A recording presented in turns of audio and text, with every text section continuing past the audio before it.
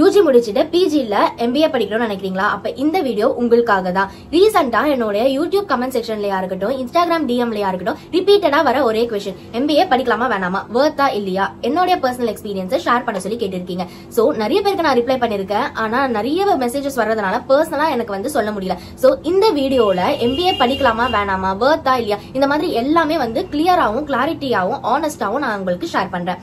क्वेश्चनக்கான answer பாக்கிறதுக்கு முன்னாடி என்ன பத்தினா ஒரு குயிக் இன்ட்ரோ. 4 இயர்ஸ் இன்ஜினியரிங் முடிச்சிட்டு 2 இயர்ஸ் ஃபுல் டைம் எம்பிஏ ஒரு பிசினஸ் ஸ்கூல்ல படிச்சிட்டு 40+ இன்டர்வியூஸ் அட்டெண்ட் பண்ணிட்டு அதுல 15 ஆஃபர் லெட்டர் வந்து வாங்கிட்டு HR, marketing, sales, hospital management இந்த மாதிரி வேரியஸ் வெர்டிகல்ஸ்ல வர்க் பண்ணிட்டு இப்போ ஒரு கார்ப்பரேட் கம்பெனில வர்க் பண்றேன். So I think I will be a better person to answer this question. First, MBA வர்த்தா இல்லையா? எம்பிஏ எல்லாருக்கும் வர்த்னு சொல்ல முடியாது, எல்லாருக்கும் வர்த் இல்லன்னு நம்ம சொல்ல முடியாது. நீங்க எம்பிஏ ஜாயின் பண்றதுக்கு முன்னாடி என்னென்ன கோர்சஸ் இருக்குன்றது தெரிஞ்சுக்கிறது ரொம்ப இம்பார்ட்டன்ட். எம்பிஏல finance, marketing, human resource, logistics and operation management, business analytics, technology management, international business management, health care management, supply chain management, agri business management, tourism management. என்னதான் எம்பிஏல இவ்வளவு கோர்சஸ் இருந்தாலுமே இந்தியால இருக்கிற most of the college 4 to 5 courses மட்டும் தான் வந்து மெஜாரிட்டியா கொடுக்குறாங்க. That is finance, marketing, HR, logistics, hospital management. இந்த 5 கோர்ஸ் மட்டும் தான் வந்து மோஸ்ட் ஆஃப் த காலேஜஸ்ல இருக்கும். ஆனா நீங்க அட்மிஷனுக்கு ஜாயின் பண்றப்போ இந்த எல்லா கோர்ஸுமே இருக்கிறதா தான் வந்து நம்ம கிட்ட சொல்லுவாங்க. And first semester or first இயருக்கு அப்புறம் தான் வந்து ஸ்பெஷலைசேஷனே வந்து எம்பிஏல பிரிப்பாங்க. அந்த டைம்ல இந்த 5 கோர்ஸ் மட்டும் தான் அவைலபிளா இருக்கும். அந்த 5 கோர்ஸ்ல இருக்கிறதா நீங்க ஏதாச்சும் சூஸ் பண்ற மாதிரி ஆகும். சோ மோஸ்ட் ஆஃப் த காலேஜஸ்ல இதுதான் நடக்குது. நீங்க எம்பிஏ ஜாயின் பண்றதுக்கு முன்னாடி மேனேஜ்மெண்ட் கிட்ட கேட்பீங்களா என்னெல்லாம் கோர்ஸ் இருக்குன்னு. அதுக்கு பதிலா நீங்க என்ன கோர்ஸ் படிக்கணும்னு நினைக்கிறீங்களோ அங்க படிக்கிற ஸ்டூடெண்ட்ஸ் கிட்ட அந்த கோர்ஸ் இருக்கான்னு கேளுங்க. ஏன்னா ஸ்டூடெண்ட்ஸ் கிட்ட கேட்டா மட்டுமே தான் தெரியும் என்னெல்லாம் கோர்ஸ் இருக்கு இல்லன்ற மாதிரி. ஓகேவா? இந்த 5 கோர்ஸ்ல ஏதாச்சும் ஒரு கோர்ஸ் நீங்க படிக்கணும்னு நினைச்சீங்கன்னா கண்டிப்பா எம்பிஏ வந்து உங்களுக்கு ஓரளவுக்கு வர்த்தா தான் இருக்கும். ஓகேவா? செகண்ட் மோஸ்ட் இம்பார்ட்டன்ட் திங் என்னன்னா உங்களோட யூஜி பேக்ரவுண்ட வச்சுதான் நீங்க வந்து பிஜி ஸ்பெஷலைசேஷனை செலக்ட் பண்ணணும். ஃபார் எக்ஸாம்பிளுக்கு உங்களுடைய யூஜில நீங்க வந்து பிஎஸ்சி கம்ப்யூட்டர் சயின்ஸ் இல்ல பிஎஸ்சி ஜுவாலஜி, பாட்னி இந்த மாதிரி எடுக்கிறீங்க. ஓகேவா? பிஜில வந்து என்னோட ஃப்ரெண்ட் வந்து சொன்னா பினான்ஸ் லைன்ல போனா நல்லா சம்பாதிக்கலாம், சோ நான் வந்து ஆடிட்டர் ஆக போறேன் அப்படின்னு நினைச்சு எம்பிஏ பினான்ஸ் எடுத்தீங்கன்னா கண்டிப்பா உங்களுக்கு வேலை கிடைக்கிறது ரொம்ப கஷ்டம். நீங்க வந்து எம்பிஏ பினான்ஸ் பாஸ் பண்ணி முடிக்கிறதே ரொம்ப கஷ்டமாயிடும்.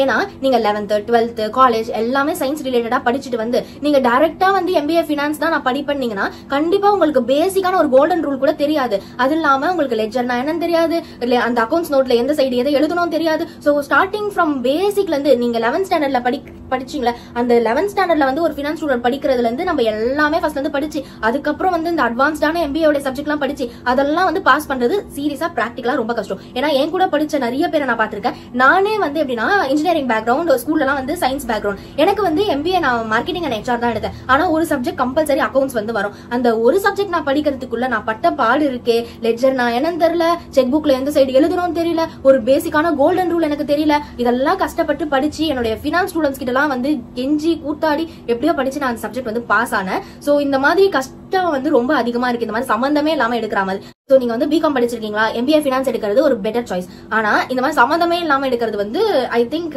It will not work. அதுக்கப்புறம் வந்து எம்பிஏ படிச்சா எனக்கு வேலை கிடைக்கலாம்னு சொல்லிட்டு சுத்த வேண்டியதான். சரி, okay, coming to the point. MBA படிச்சா வேலை கிடைக்குமா கிடைக்காதா, salary ரேஞ்ச் என்ன மாதிரி இருக்கும்? சோ இந்த क्वेश्चनக்கு நான் ஆனஸ்டா ஆன்சர் பண்றேன். நான் எம்பிஏ முடிச்சு 2 இயர்ஸ் ஆகுது. இந்த 2 இயர்ஸ்ல நான் நிறைய ஜாப் வந்து பாத்திருக்கேன், நிறைய பேருக்கு நான் ரெஃபர் பண்ணிருக்கேன், நிறைய ரிசர்ச் வந்து பண்ணிருக்கேன். சோ நான் ஆனஸ்டா வந்து நான் உங்க கூட ஷேர் பண்றேன். இப்ப கரண்ட் மார்க்கெட் ஸ்டாண்டர்ட்ல 2 ஸ்பெஷலைசேஷனுக்கு மட்டும் தான் டீசென்டான ஒரு பேக்கேஜ்ல நல்ல ஒரு கம்பெனில வந்து வேலை கிடைக்குது. First is finance. நீங்க எம்பிஏ ஃபினான்ஸ் படிச்சீங்கன்னா ஒரு 45,000ல இருந்து ஒரு 50,000 வரைக்கும் ஒரு ஃப்ரெஷரா நீங்க வந்து எக்ஸ்பெக்ட் பண்ணலாம்.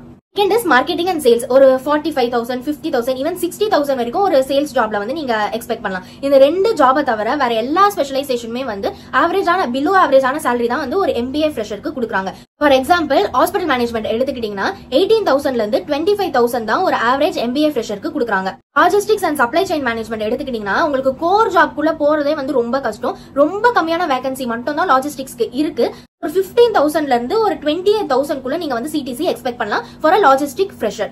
Coming to MBA in HR ஆயிட்டா செம கெத்தா இருக்கலாம், நம்ம வந்து இஷ்டத்துக்கு இருக்கலாம், பெருமையா இருக்கும் அப்படின்னு நினைச்சுதான் நிறைய பேர் வந்து HR படிக்கிறதே ஓப்பனா சொல்ல போனா எம்பிஏல. நீங்க MBA HR படிச்சுட்டு ஒரு பெரிய கார்ப்பரேட் கம்பெனில ஒரு HR ஃப்ரெஷரா நீங்க போனீங்கன்னா மேக்ஸிமம் ஒரு 30,000 வந்து எக்ஸ்பெக்ட் பண்ணலாம். அண்ட் கொஞ்சம் நீங்க நினைச்ச மாதிரி அந்த பெருமையா நம்ம HR கெத்தா வந்து சொல்லிக்கலாம். பட் ஆனா ஒரு பெரிய கார்ப்பரேட் கம்பெனில HR ஜாயின் பண்றது வந்து ரொம்ப கஷ்டம் தான். ஏன்னா வேகன்சி வந்து அவ்வளவா இருக்காது.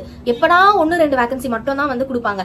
மோஸ்ட்லி MBA HR படிச்சவங்க வந்து கன்சல்டன்சில ரெக்ரூட்டரா தான் ஜாயின் பண்றாங்க. ஒரு ரெக்ரூட்டருக்கு வந்து MBAன்றது ரொம்ப வந்து ஹை குவாலிஃபிகேஷன் மாதிரி தான். ஏன்னா ரெக்ரூட்டர் ஜாப்க்கு வந்து 12,000ல இருந்து மேக்ஸிமம் 20,000 வரைக்கும் தான் CTC வந்து கரண்ட் மார்க்கெட் ஸ்டாண்டர்ட்ல கொடுக்குறாங்க.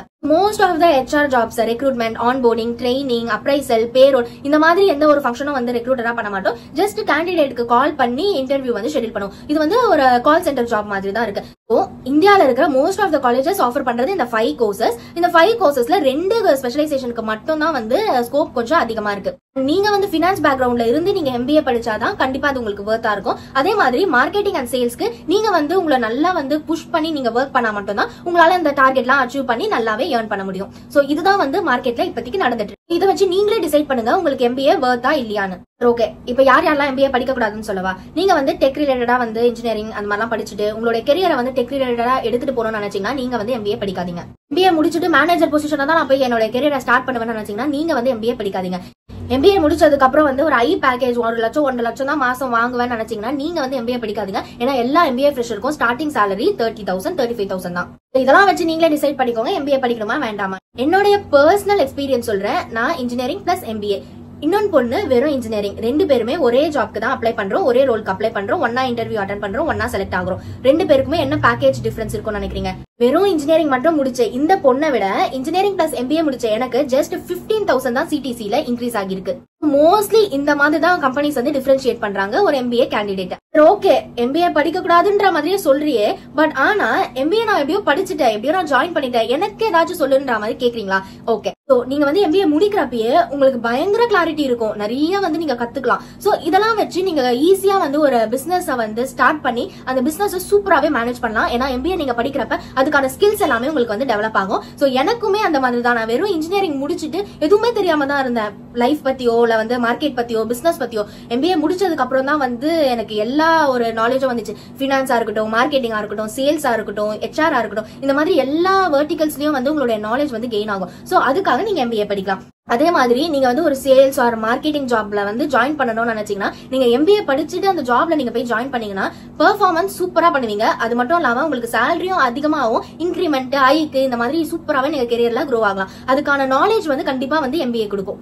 அதுக்காக தான் நான் வந்து படிக்கிறப்பயே MBA மார்க்கெட்டிங்க நல்லா படிக்கணும், சேல்ஸ் பத்தின நல்லா நாலேஜ் கெயின் பண்ணணும், அதுக்கு ரிலேட்டடான ஜாப்ல தான் ஜாயின் பண்ணி கெரியரை வந்து க்ரோ பண்ணணும்னு சொல்லிட்டு இப்ப வந்து நான் என்னோட ஜாப்ல ஒர்க் பண்ணிட்டு இருக்கேன். ஃபினான்ஸ் நீங்க வந்து வெறும் BCom முடிச்சுட்டு போனீங்கன்னா உங்களுக்கு 15,000 தான் வந்து கொடுப்பாங்க. இதே நீங்க BCom பிளஸ் MBA ஃபினான்ஸ் முடிச்சுட்டு போனீங்கன்னா கண்டிப்பா உங்களுக்கு 35 இல்ல 40,000 வந்து ஸ்டார்டிங் சேலரியே இருக்கும். இந்த மாதிரி ஒரு கெரியர் ஸ்டார்ட் பண்ணணும்னு நினைச்சீங்கன்னா நீங்க கண்டிப்பா MBA படிக்கலாம். சோ அடுத்த பெரிய क्वेश्चन வந்து MBA ஃபுல் டைம் பண்ணலாமா பார்ட் டைமா பண்ணலாமா? சோ இந்த क्वेश्चनக்கு நான் ஒரு பிராக்டிகலான ஆன்சர் கொடுக்குறேன். நீங்க UG வந்து 3 இயர்ஸோ 4 இயர்ஸோ லேக்ஸ் அண்ட் லேக்ஸ் கொடுத்து தான் படிக்கிறீங்க. அது இல்லாம MBA வந்து ஒரு 6 lakhs 7 lakhs தான் மோஸ்ட்லி இப்ப எல்லா ஒரு காலேஜஸ்லயுமே வந்து இருக்கு. அது ரெண்டும் சேர்த்து ஒரு 13 lakhs இல்ல 14-15 lakhs கிட்ட ஆகுதுல, கண்டிப்பா வர்த் இல்லன்னு தான் நான் சொல்லுவேன். ஏன்னா நீங்க ஒன்ஸ் காலேஜ் முடிச்சுட்டு ஒரு ஒர்க்னு வரப்ப நீங்க என்னதான் வந்து இன்ஜினியரிங் படிச்சிருந்தாலும் சரி, MBA படிச்சிருந்தாலும் சரி, இவ்வளவு பெரிய B ஸ்கூல்ல நீங்க படிச்சிருந்தாலுமே சரி, உங்களுக்கு வந்து அது எதுவுமே வந்து யூஸ் ஆக போறது கிடையாது. உங்களுடைய ஸ்கில்ஸ் மட்டும் தான் யூஸ் ஆகும். அது மட்டும் இல்லாம ஒர்க்னு வரப்ப experience matters. Experience, skill, knowledge இது 3 மட்டும் தான் ஒர்க்ல பேசுமே தவிர நீங்க என்னெல்லாம் சப்ஜெக்ட் படிச்சிருக்கீங்க, எந்த காலேஜ்ல படிச்சிருக்கீங்க, இது எதுவுமே வந்து பேச்சே இல்ல அங்க. சோ நீங்க என்னதான் வந்து இன்ஜினியரிங், MBA, IIMல படிச்சுட்டு வந்தாலுமே நீங்க ஜாப்ல ஜாயின் பண்றப்ப ஃப்ரெஷர் தான் சொல்லுவாங்க. ஃப்ரெஷருக்கான சேலரி தான் கொடுப்பாங்க. ஃப்ரெஷர் எப்படி ட்ரீட் பண்ணுமோ அப்படிதான் ட்ரீட் பண்ணுவாங்க. ஏன்னா நீங்க ஒர்க்ல வந்து கத்துக்கிற விஷயம் மட்டும் தான் வந்து உங்களுடைய கெரியருக்கு யூஸ் ஆகுமே தவிர படிக்கிற இவ்வளவு சப்ஜெக்ட் வந்து யூஸ் ஆக போறதே கிடையாது. கம்ப்ளீட்டா மட்டும் தான் வந்து பேசும். உங்களுடைய சேலரி ரிலேட்டடா இருக்கட்டும், இல்ல ஒரு ஜாப்ல இருந்து நீங்க இன்னொரு ஜாப் ஸ்விட்ச் பண்றதா இருக்கட்டும், நீங்க IIMல படிச்சிருக்கீங்கன்னு பார்க்க மாட்டாங்க. உங்களுடைய ப்ரீவியஸ் கம்பெனில எவ்வளவு சம்பளம் கொடுத்திருக்காங்கன்றத வச்சுதான் இந்த கம்பெனில வந்து உங்களுடைய கரண்ட் CTC வந்து பிக்ஸ் பண்ணுவாங்க. நான் என்ன சொல்லுவேன்னா, ஒரு ஃபுல் டைம் MBA பண்றதை விட பார்ட் டைம் MBA பண்றது எவ்வளவோ பெனிஃபிட் வந்து உங்களுக்கு இருக்கு. UG முடிச்சிட்டு நீங்க டைரக்டா ஒரு ஜாப்ல கம்மி சேலரினா கூட பரவாயில்லன்னு ஒரு ஜாப்ல ஜாயின் பண்ணிட்டு அதுக்கப்புறம் கரஸ்ல நீங்க MBA போட்டு 2 இயர்ஸ் உங்களுக்கு ஜாப் எக்ஸ்பீரியன்ஸும் வந்து கெயின் ஆகும். அதே 2 இயர்ஸ்ல நீங்க MBAவும் கம்ப்ளீட் பண்ணிடுவீங்க. இந்த 2 இயர்ஸ்க்கு அப்புறம் நீங்க அடுத்த கம்பெனி ஸ்விட்ச் பண்றப்ப உங்களுக்கு 2 வருஷம் எக்ஸ்பீரியன்ஸும் இருக்கும், கையில MBAவும் இருக்கும். சோ நீங்க அப்ளை பண்றப்ப உங்களுடைய சேலரி இன்க்ரீஸ் ஆகும், பொசிஷனும் இன்க்ரீஸ் ஆகும், எக்ஸ்பீரியன்ஸும் கெயின் பண்ண மாதிரி இருக்கும். சோ நீங்க நோ மோர் ஃப்ரெஷர் அந்த டைம்ல. ஃபுல் டைம் MBAல வந்து 7 lakhs 8 lakhs வந்து வேஸ்ட் பண்ணாதீங்க. அண்ட் என்னோட பர்சனல் எக்ஸ்பீரியன்ஸ்ல இன்னொரு விஷயம் ஷேர் பண்றேன். நான் MBA படிக்கிறப்ப என் கூட படிச்சவங்க வந்து கொஞ்சம் ரிச்சான ஒரு பீப்புள்ஸ். ஏன்னா ஒரு 7 lakhs 8 lakhs வந்து அஃபோர்ட் பண்றாங்கன்னா கொஞ்சம் அப்பர் மிடில் கிளாஸ் அந்த மாதிரி தானே இருக்கும். சோ இவங்கலாம் வந்து எதுக்காக MBA படிக்கிறீங்கன்ற மாதிரி கேட்டதுக்கு டைம் பாஸ் பண்றதுக்கு, 2 வருஷம் ஜாலியா இருக்கிறதுக்கு, என்னோட கல்யாண நோட்டீஸ்ல வந்து பேருக்கு பின்னாடி MBA போட்டுக்கிறதுக்கு, மோஸ்ட்லி இந்த மாதிரி தான் வந்து சொன்னாங்க. ஓகேவா?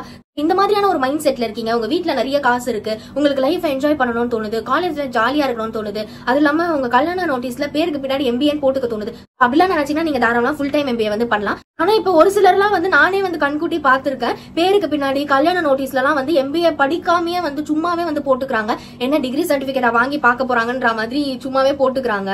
at the end of the video எனக்கு தெரிஞ்சு நீங்க ஒரு work experience gain பண்ணிட்டே நீங்க MBA டிகிரி gain பண்ணி அடுத்த ஜாப் ஸ்விட்ச் பண்றப்ப உங்களுக்கு MBA கண்டிப்பா வந்து வர்த்தா இருக்கும். சோ இந்த வீடியோல வந்து ஓரளவுக்கு வந்து உங்களுக்கு கிளாரிட்டி கிடைக்கும்னு நினைக்கிறேன். இதுல ஏதாச்சும் டவுட்ஸ் இருந்துச்சுன்னா நீங்க வந்து கமெண்ட் செக்ஷன்ல கேளுங்க. உங்களுடைய क्वेश्चनக்கு எல்லாமே நான் அடுத்த ஒரு வீடியோல ஷேர் பண்றேன். இந்த வீடியோ பிடிச்சிருந்ததுன்னா லைக் பண்ணுங்க. அண்ட் MBA ஜாயின் பண்ணணும்னு சொல்ற உங்க ஃப்ரெண்டுக்கு கண்டிப்பா இந்த வீடியோ ஷேர் பண்ணுங்க. உங்களுக்கு கண்டிப்பா இது யூஸ்ஃபுல்லா இருக்கும். சோ மறக்காம லைக் பண்ணிடுங்க. Okay, bye by.